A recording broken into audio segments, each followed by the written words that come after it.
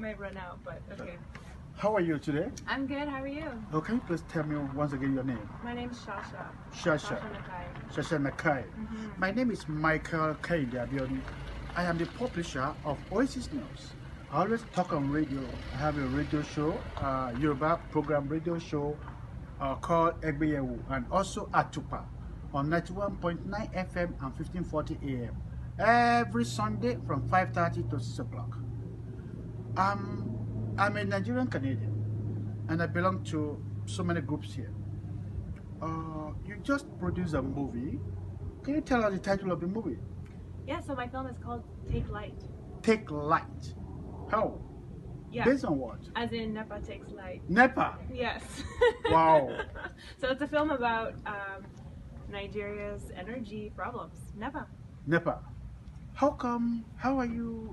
did you come by that particular title? Did you live in Nigeria before? Yes. I lived in Port Harcourt from when I was born until I was 15 years old. And my family's lived in Nigeria for a very long time. So that's how I know about NEPA, and that's how I know about the frustration of dealing with it every day. How do you think people would say this kind of movie, that you are bringing Nigerian problems, which is the power supply, into limelight, especially to Canada, where the whole world will know that, oh, Nigeria doesn't have current or efficient power supply. You know, it's not just about that too.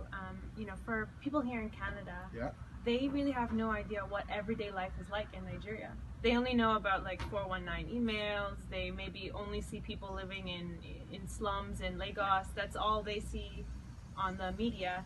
And so with the film, I'm hoping that people in Canada can have a more complicated idea of Nigerians. But also, it's not just about showing here's a problem. It's also about showing here are everyday people, and they're individually working very hard to try to fix the problem. It's not like they need foreigners or a government to come and save them. They're people who are working themselves, trying to do what they can to fix it. So I think it's about highlighting this problem, but also showing that there's people who are hardworking that want to fix it. In the course of shooting the movie, did you profile solutions to this power supply? Yes, and I did so in a very careful way. Okay. You know, so that you won't be arrested by Nigerians, right? No, but also just realistically. Okay. You know, like if we look at it here sitting in Canada, we might say, oh, solar is the answer. Yeah. Finish. But you know, if you actually go to Nigeria and you see how solar is being implemented, and there's also challenges with that too. So there are some solutions in the film, but it's a little bit more complex. Don't reveal all. Yeah. Don't reveal all. We don't want to have the full idea of the movie. Now, when the movie, how do you think the Nigerian government will feel about it? I think that people, especially Nigerians, whether they're politicians or not, I think people, when they see it, they'll feel there's something special that happens when you don't see your story on the big screen. Yes. And when you finally see it, I think people get excited, honestly. I think that they say, yeah, that's NEPA, this person understands it. But at the same time, like I said, it's not just highlighting the problem. It's also showing people, everyday people, who are trying to fix it.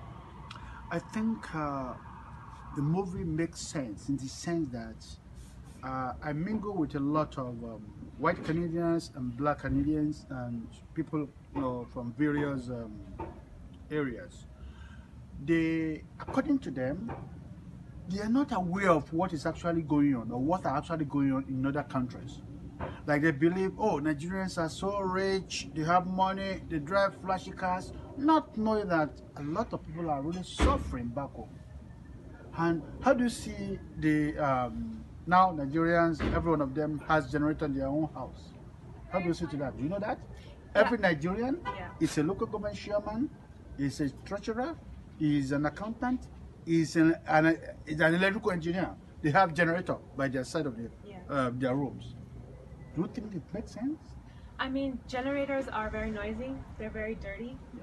So they're not good for the health. They're Yeah. not good for the environment. And in fact, a lot of people die because they put the generating set in their house and they don't know that it can cause them to suffocate, right? So it's not a solution, long-term solution. A lot of people can afford to do it for the meantime, but it's definitely not a long-term solution. Because it's like they're replacing the government power supply with generators. Yeah. Apart from the NEPA issue, did you address another thing? Because I saw the pictures, someone tried to climb the pole. Mm-hmm. So it's very funny, very interesting. How did you come by taking those pictures? How long did it take you? So we spent about 3 months in Nigeria to film this. I mean, not every day is filming, as you know. A lot of working in Nigeria involves dealing with red tape and bureaucracy, and so we weren't filming the whole 3 months, but over a 3-month period we filmed it, and so we follow the NEPA guides. Okay. So we follow them going into the community, and unfortunately, because people can't afford to pay their bills or they're illegally connecting, they have to disconnect people.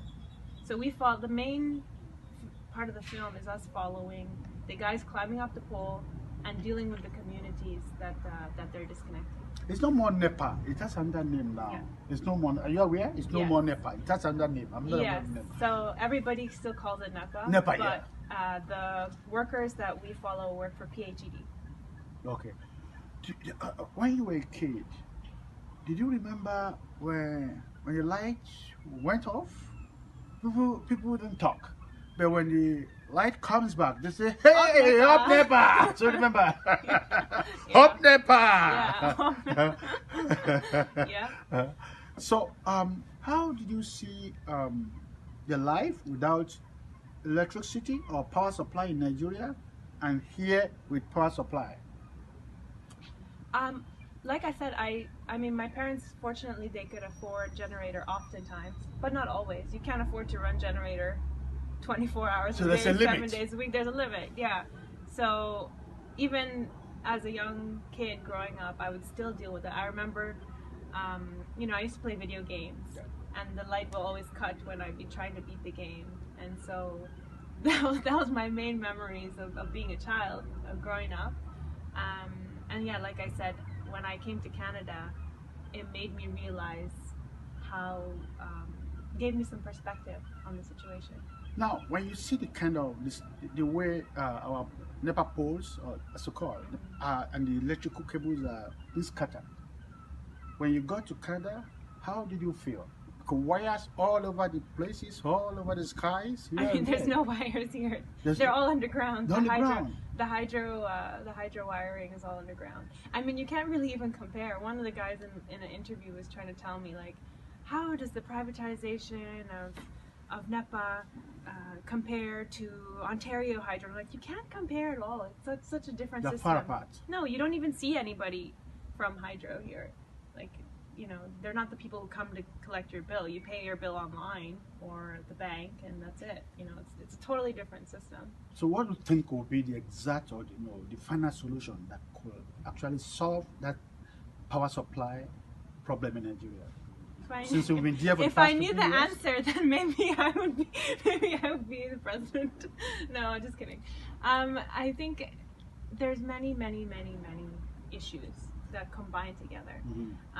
But the two main ones that the government is dealing with right now is the lack of infrastructure and the lack of access to gas supply. Because right now, the majority of electricity is made from natural gas.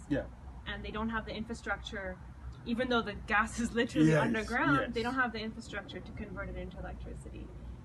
So those are the two main things that they're working on right now. Okay, so that means you know Nigerians very well. As I've asked earlier on, where do you see Nigeria in the next 10 years after this movie? This is a very interesting question. And Nigeria is at kind of a crossroads, I think.